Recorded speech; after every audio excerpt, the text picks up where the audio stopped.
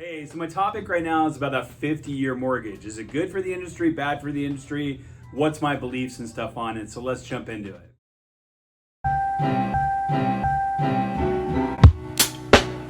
So going back in history, the arguments against it right now are just, it's funny to go through in here because when FDR started the original 30-year loan, it was a shock to the industry. It was said, hey, people are going to be paying too much in interest. They're going to be paying all these things.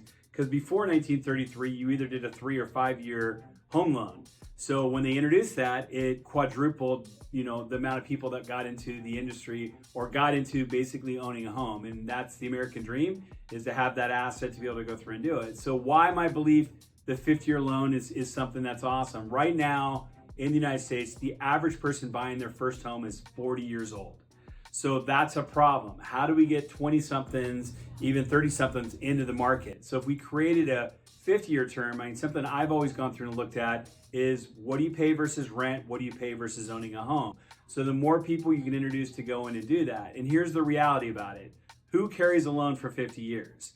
A lot of people use that as a tool to build wealth and everything else. You go through and own a home, they're either refinancing, they're selling, they're moving, they're doing things.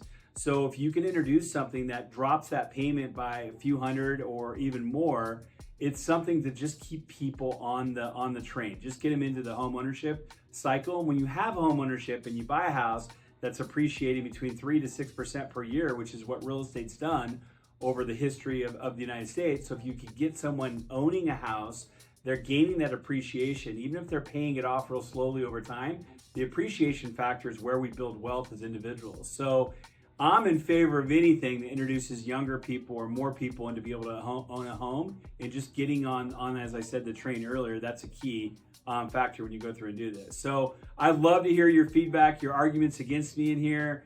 Please come back and tell me what you think about it.